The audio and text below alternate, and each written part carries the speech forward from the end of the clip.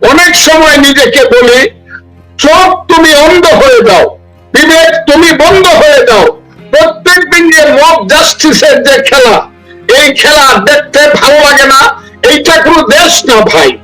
আপনারা যেখানে বসে আমাকে প্রশ্ন করছেন, আপনারা দেশ ছেড়ে চলে গেছেন যেমন সত্য, এখন আমার নিজেকে এত বেশি অভিশাপ দিতে ইচ্ছা করে, যে দেশটা যুদ্ধ করে তৈরি করলাম এই দেশের সুখের জন্য, শান্তির জন্য, সেই দেশটার আজকে এই পরিণত কেন?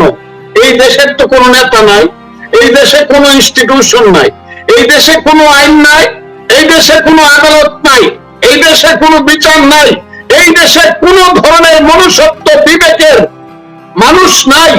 সব এখন আছে, যারা আছে তারা ক্ষমতা প্রদর্শন করতে চায় মব জাস্টিসের মাধ্যমে, আজীবন তাদের ক্ষমতাকে ধরে রাখতে চায়। আর স্বাধীনতা বিরোধী শক্তি ৭১-এর স্বাধীনতাকে পদদলিত করে ২৪-এর তথাকথিত স্বাধীনতার আড়ালে নিজেদেরকে রাষ্ট্র ক্ষমতায় প্রতিষ্ঠিত করতে চায়। কাজেই যারা ২৪-কে ৭১-এর সাথে তুলনা করে, তারা হলো মূর্খ শুধু না, তারা জ্ঞান পাপী এবং তারা হলো অধম। ২৪ একটা গণ আন্দোলন, গণ অভ্যুত্থান, সেটার কোনো কর্মসূচি তেমন ছিল না, ছিল বৈষম্য বিরোধী আন্দোলন। সেইটা এখন আড়ালে ঢাকা পড়ে গেছে। এখন যারা বৈষম্য বিরোধী আন্দোলনের স্লোগান দিত, এখন দেখি তারা সব নিজেদেরকে এমন ভাবে প্রতিষ্ঠিত করেছে যে মানুষ তাদেরকে দেখলেই চিনতে পারে। ও, এইসব ছেলেরা ৫ই আগস্টের নেতা ছিল, যাদের ২ টাকা দিয়ে সূর্য সেন হলে, মহসিন হলে ভাত খাওয়ার যোগ্যতা ছিল না, এখন তারা ২০০ কোটি টাকার মালিক হয়েছে। এখন তাদের ১০ কোটি টাকার গাড়ি হয়েছে, বিমান দিয়ে এখন চলাফেরা করে, হেলিকপ্টার না হলে ওইসব মহা সাহেবদের চলে না। তাদেরকে দেখলে এখন মানুষ ঘৃণা করে এবং তারা চক্রান্ত করে বিভিন্ন বাহানার মাধ্যমে তারা ক্ষমতাকে দীর্ঘায়িত করতে চায় এবং ইউনূস সাহেবের মতো একজন লোককে সামনে তুলে ধরে এই দেশের রাষ্ট্র ক্ষমতাকে অবৈধভাবে তারা ভোগ করতে চায়। কাজে আমি মনে করি ওই যে ৭১ আর ২৪-এর তুলনা দ্বারা করে, এদের বাপ দাদারা স্বাধীনতা বিরোধী ছিল।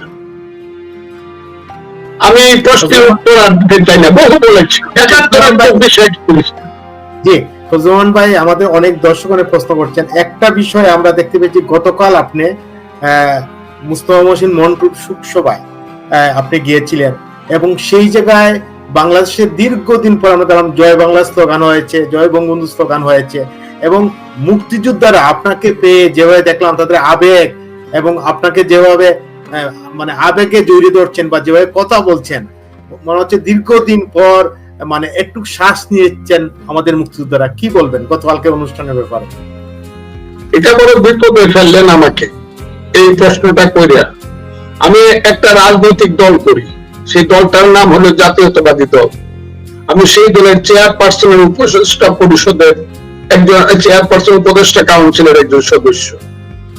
মন্টু সাহেব, যার নাম মুস্তফা মহসিন মন্টু, উনি একজন বিখ্যাত মানুষ, যে যত কথাই বলুন আজকের প্রজন্মের চেয়ে ১০০০ গুণ ভালো মানুষ। ২০০ গুণে উনিও মানুষ, কিন্তু আজকের প্রজন্ম যাদেরকে দেখি নেতা, তাদের চেয়ে ১০০০ গুণ ভালো।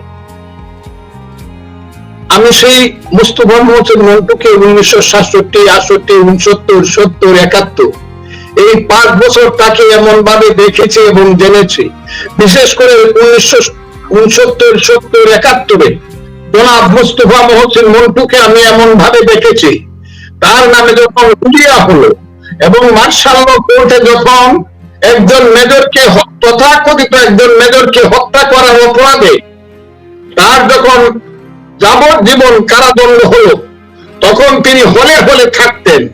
হলে হলে থাকার একটা নিশ্চয়তা ছিল এই কারণে যে তখনকার সময়ে ভাইস চ্যান্সেলরের অনুমতি ছাড়া কোন মিলিটারি বা পুলিশ বিশ্ববিদ্যালয়ে ঢুকতে পারত না।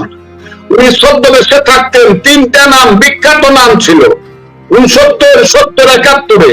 একটা খসরু, কামরুল ইসলাম খান খসরু, যাকে বলা হয় ওরা ১১ জনের নায়ক, সিনেমার নায়ক। আরেকজন মুস্তফা মহসিন মন্টু, আরেকজন তার ভাই সেলিম। সেই তিনজনের নাম এত বিখ্যাত নাম ছিল, 1969 সন থেকে মুক্তিযুদ্ধের পথে তারা চলতে শুরু করেছিলেন। এবং তাদেরকে আমি হলগুলোতে এমন ভাবে দেখেছি, এমন ভাবে তাদেরকে ছাত্ররা ঘেরাও করে রাখতো যে মিলিটারি আসলে পরে যাদেরকে আমাদের হাত থেকে ছিনতাই করে না নিতে পারে। সেই মুস্তফা মহসিন মন্টু মুক্তিযুদ্ধের আগে ধরা পড়লো প্রত্যেকে। আমি যে হলে থাকতাম সেই ইকবাল হল থেকে মিলিটারিরা তাকে এসে ধরলো, সারা রাত খুঁজে তাকে ধরে নিয়ে গেল এবং যাবজ্জীবন কারাদণ্ড হিসাবে তাকে পাকিস্তানে নিয়ে যাইতে চেষ্টা করলো, যাতে আরেকটা মামলা দিয়ে তাকে ফাঁসি দিয়ে ঝুলিয়ে দিতে পারে। কিন্তু বাংলাদেশ তখন মনে অগ্নি গর্ব ছিল যে মুস্তফা মহসিন মন্টুকে নেওয়ার মতো ক্ষমতা পাকিস্তান সরকারের ছিল না। কাজেই মুস্তফা মহসিন মন্টু কেন্দ্রীয় কারাগারে ঢাকায় বন্দী ছিলেন এবং 7ই মার্চের 1 মার্চ 1971 সনে ইহিয়া খান যখন বক্তৃতা করলো পার্লামেন্ট অনির্দিষ্টকালের জন্য বন্ধ, তখন বাংলার মানুষ নতুন করে অস্ত্র হাতে জেগে উঠলো, মুখে মুখে স্লোগান উঠলো, পীর বাঙালি অস্ত্র ধরো, বাংলাদেশ স্বাধীন করো, টিকিয়া ইহিয়ার মুখে লাথি মারো, বাংলাদেশ স্বাধীন করো। সেই বাঙালির স্লোগানে স্লোগানে সমস্ত জেলখানাগুলো ভেঙে গেল। একমাত্র ক্যান্টনমেন্ট ছাড়া কোথাও পাকিস্তানের মিলিটারি খুঁজে পাওয়া গেল না। সেই সুযোগে জেল থেকে জনাব মুস্তফা মহসিন মন্টু বের হয়ে আসলেন এবং পরবর্তী সময়ে উনি যুদ্ধে গেলেন এবং উনি ঢাকার বৃহত্তর ঢাকার বিএলএফ এর কমান্ডার ছিলেন। বুঝবার চেষ্টা করেন, মুস্তফা মহসিন মন্টু বৃহত্তর ঢাকার বিএলএফ কমান্ডার ছিলেন। সেই মুস্তফা মহসিন মন্টু পরবর্তী সময়ে রাজনীতি করতে গিয়া বিগত কিছুদিন আমাকেও আওয়ামী লীগ দল থেকে বের করে দিল, মুস্তফা মহসিন মন্টুকেও বের করে দিল, ডক্টর কামাল হোসেনকেও দল থেকে বের করে দিল। এই যে বহিষ্কৃত লোকেরা মনে দুঃখে হোক অথবা সুখে হোক, কামাল হোসেনের সাথে আমাদের এমন একটা সম্পর্ক ছিল, আমি মনে করি এখন যেখানে যে অবস্থায় আছি কামাল হোসেন সাহেবের মতো মানুষ আমার গার্জে, আমার অভিভাবক। কারণ কোন ধরনের অসুবিধায় পড়লেই এখনো আমি ডক্টর কামালের কাছে যাই এবং ডক্টর কামালের কাছে জনাব মুস্তফা মহসিন মন্টু সন্তানের মতোই ছিল। মুস্তফা মহসিন মন্টুকে যখন আওয়ামী লীগ থেকে বের করে দিল, তার বহিষ্কারকে কেন্দ্র করেই কিন্তু ডক্টর কামাল হোসেন গণফোরামের পদক্ষেপ পেয়েছিলেন 1994 সালে। সেই মুস্তফা মহসিন মন্টু গত 18 সনে ডক্টর কামাল হোসেনকে কেন্দ্র করে যখন বিএনপি সহ সমস্ত বিরোধী রাজনৈতিক দল নির্বাচনে গেল, কামাল হোসেন নেতা মুস্তফা মহসিন মন্টু ছিল তার দক্ষিণ হস্ত এবং ইদানিং কালে তিনি ছিলেন গণফোরামের প্রেসিডেন্ট। মৃত্যুর আগে তার সঙ্গে আমার শেষ টক শো হয়েছে। আপনি যেমন বসে আছেন, আমার ভাই শেখ ফরিদ যেমন বসে আছে, মন্টু ভাই আমার সঙ্গে টক শোতে আসলো। 8টা পর্যায়ে সঞ্চালক আমাকে জিজ্ঞাসা করেছিল, আপনারা দুজনেই তো বঙ্গবন্ধু শেখ মুজিবুর রহমানের শিষ্য, কতটা বুঝেন? এই কথা বলার পরে পরে আমি বলেছিলাম, কোন শেখ মুজিবুর রহমান? ওই যে সবচেয়ে খারাপ মানুষটা, বাঙালি জাতের সবচেয়ে খারাপ মানুষ, যে মানুষটা 6 দফা দিয়ে মানুষকে শিখিয়েছিল তুমি কে আমি কে, বাঙালি বাঙালি। যে মানুষটা শিখিয়েছিল তোমার আমার ঠিকানা পদ্মা মেঘনা যমুনা। যে মানুষটা মানুষের বাঙালির সন্তানের মুখে ভাষা দিয়েছিল রক্ত সূর্য উঠেছে বীর বাঙালি দেখেছে, সেই খারাপ শেখ মুজিবুর রহমান। যারা আমাদেরকে পাকিস্তানের সেই সুন্দর সুন্দর ছেলেরা এসে আমাদের বোনদেরকে বিয়া করিয়া সুন্দর সুন্দর ভাগ্না বানাই বইয়ের থেকে যে শেখ মুজিবুর রহমান আমাদেরকে বঞ্চিত করছিল, আমাদের আদমজি ইস্পাহানির কত বড় জুট মিল ছিল, এর থেকে আমাদেরকে বঞ্চিত করেছিল। কারণ আমরা ওইসব জুট মিলে লেবার হয়ে কাজ করতাম বাঙালিরা। সেই শেখ মুজিবুর রহমান, এই শেখ মুজিবুর রহমান বলেছিলেন প্রত্যেক ঘরে ঘরে দুর্গ গড়ে তোলো, তোমাদের যা কিছু আছে তাই নিয়ে শত্রুর মোকাবেলা করতে হবে। মনে রাখবা, রক্ত যখন দিয়েছি রক্ত আরো দিব, এদেশের মানুষকে মুক্ত করে ছাড়বো ইনশাল্লাহ। আমি যদি হুকুম দিবার নাও পারি, তোমরা সব বন্ধ করে দেবে। এবারের সংগ্রাম আমাদের মুক্তির সংগ্রাম, এবারের সংগ্রাম স্বাধীনতার সংগ্রাম। সেই মানুষটা কত খারাপ হইলে পরে এইসব কথা বলতে পারে? আমাদের স্বাধীন পাকিস্তান ভাঙিয়ে দিচ্ছে মানুষটা। এই শেখ মুজিবুর রহমান এই কথাগুলো যখন বলছিলাম তখন মন্টু ভাই টেলিভিশনে বসে বসে চোখে পানি ফেলছিল।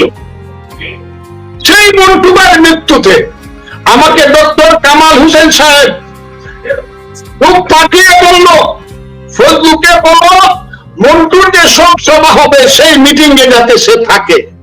এখন মুস্তফা মহসিন মন্টুর শোক সভা হবে, উনি ঢাকার মুক্তিযোদ্ধা কমান্ডার ছিলেন, আমি কিশোরগঞ্জের বিএলএফ এর মুক্তিযোদ্ধা কমান্ডার ছিলেন, ঢাকার সমস্ত মুক্তিযোদ্ধারা 2 নম্বর সেক্টরের, তার মৃত্যু দিবস শোক দিবসের সভা আয়োজন করেছে। আমাকে দাওয়াত করলে আমি যাব না? নিশ্চয়ই যাব। এবং সেই কারণে আমি প্রেস ক্লাবে গিয়েছিলাম। আমার বক্তব্য আপনারা শুনেছেন। আমি সবসময় বলি, এই যে বাংলাদেশ, এই দেশ কোনোদিন স্বাধীন ছিল না বন্ধুরা। আমাদের পূর্বপুরুষেরা শত শত বছর যাবৎ যুদ্ধ করেছে।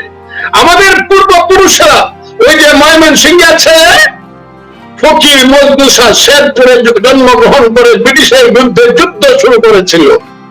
ফরিদপুরে হাজী শরীয়তুল্লাহ, পশ্চিমবঙ্গের 24 পরগনার তীতুমীরেরা বাঙালির সন্তানেরা যুদ্ধ করেছিল।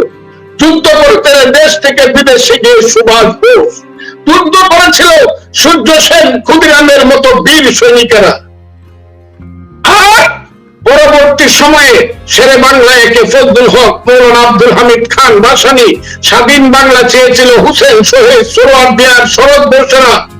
আর পরবর্তী সময়ে তাদের স্বপ্নকে বাস্তবায়ন করার জন্য মুক্তিযুদ্ধের ফাইনাল খেলার ক্যাপ্টেন বঙ্গবন্ধু শেখ মুজিবুর রহমান এই দেশের মানুষকে তার পূর্বসূরীদের পথে সংগঠিত করে শিখিয়েছিল যুদ্ধ যেতে হবে, বাঙালির দেশ হতে হবে, বাঙালির একটা জাতি রাষ্ট্র হতে হবে।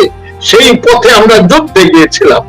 বঙ্গবন্ধু অ্যারেস্ট হয়ে চলে গিয়েছিলেন, নেতৃত্ব দিয়েছিলেন রাজনৈতিক ভাবে মুজিবনগর সরকার, তাজউদ্দিন, সৈয়দ নজরুলরা। সামরিক ভাবে নেতৃত্ব দিয়েছিল প্রধান সেনাপতি এমএজি উসমানী। 1 নম্বর সেক্টর কমান্ডার এবং ব্রিগেড কমান্ডার জনাব মেজর জিয়া, 2 নম্বর সেক্টর কমান্ডার খালেদ মুশাররফ, এবং উনি যখন আহত হয়ে মৃত্যুর মুখোমুখি হলেন তার স্থলে আরেকজন নেতৃত্ব দিলেন, তার নাম হলো মেজর হায়দার। আরেকজন ছিল তার 3 নম্বর সেক্টরে শফিউল্লাহ, 4 নম্বর সেক্টর সিআর দত্ত, 5 নম্বর সেক্টর এম.কে. বাসার, 6 নম্বর সেক্টর 5 নম্বর সেক্টর মীর শওকত আলী, 6 নম্বর সেক্টর এম.কে. বাসার, 7 নম্বর সেক্টর কাজী নুরুজ্জামান, 8 নম্বর সেক্টর এম.এ. মঞ্জুর, 9 নম্বর সেক্টর এম.এ. জলিল, 11 নম্বর সেক্টর কর্নেল তাহের। আর 10 নম্বর সেক্টরটা ছিল নৌবাহিনী এবং বিমান বাহিনীর জন্য রিজার্ভ। আমি বলতে চাই বন্ধুরা, আমরা সেই কথাকে ভুলে যাব। আমি বলেছি যে সেই মুক্তিযুদ্ধ করে যে দেশটা আনলাম, মুক্তিযুদ্ধের 54 বছর পরে আমরা আজকে পরাজিত। আমরা পরাজিত। মুক্তিযুদ্ধের 54 বছর পরে মুক্তিযুদ্ধ হিসাবে আজকে আমরা কোথাও পরিচয় দিতে আমরা ভীত, মুক্তিযুদ্ধের স্লোগান দিতে আমরা ভীত। সেই কারণে তো আমি বলি বন্ধুরা, মুক্তিযুদ্ধের যারা নেতা ছিল তাদের নাম নিতে গিয়ে যদি আমার মৃত্যু হয়, মুক্তিযুদ্ধকে রক্ষা করতে গিয়ে যদি আমার মৃত্যু হয়, আমার জীবন যায়, ওই বাচ্চারা যখন বলা শুরু করলো 47 হলো মুক্তিযুদ্ধ, আর 24 হলো মুক্তিযুদ্ধ, 71 হলো ভাইয়ে ভাইয়ে ঝগড়া, আর সেই ঝগড়াটা লাগাইছিল ষড়যন্ত্রকারী ইন্ডিয়া। তখন আমি কিন্তু আঙ্গুল তুলে বলেছিলাম, এই যে আলবদর রাজাকারের বাচ্চারা, মুক্তিযোদ্ধারা, আমরা কিন্তু এখনো জীবিত আছি বন্ধুরা এবং ভাইয়েরা আমার, জীবিত আছি বন্ধুরা। ভাই আমার, আপনাকে একটা কথা খুব কঠিন ভাবে বলি, মুস্তফা মহসিন মন্টুর মিটিং এ আমি এক নজরে যে মুক্তিযোদ্ধাদেরকে দেখেছি, তাদের জন্য আজকে বাংলাদেশ, তাদের জন্য আজকের স্বাধীনতা, তাদের জন্য আজকে জনাব মোহাম্মদ ইউনূসের প্রধান উপদেষ্টা হওয়া বাংলাদেশের। তা না হলে তো এটা পাকিস্তান থাকতো, এইটার নাম হতো পূর্ব পাকিস্তান। পাকিস্তানের কোন জেনারেল অথবা পাকিস্তানের কোন নেতা থাকতো বাংলার গভর্নর অথবা সামরিক আইন প্রশাসক, আমরা তো থাকতাম তাদের গোলাম বন্ধুরা। তাই আমরা মোস্তফা মহসিন মন্টু নয়, শুধু যে কোনো মুক্তিযোদ্ধা যারা দেশকে স্বাধীন করার জন্য জীবন দেওয়ার জন্য প্রস্তুত হয়েছিল, জীবন দিয়েছিল, আমরা যে কোনো অবস্থাতে তার মৃত্যু দিবস অথবা জন্ম দিবস পালন করতে যাব। এখানে কোনো রাজনীতি নাই। এইখানে আমি গেছে আমার কথা বলতে, আমি বিএনপির উপদেষ্টা। এইখানে যদি মুক্তিযোদ্ধারা জমা হয়, মুক্তিযোদ্ধারা জমা হলে তো এখানে পাকিস্তান জিন্দাবাদ স্লোগান দেওয়ার কথা না বন্ধুরা। এখানে তো মুক্তিযোদ্ধা তাদের 71 সালে তাদের মুখে যে স্লোগানটা ছিল সেই স্লোগানটা দিবে। আমি সেটা না করতে পারবো?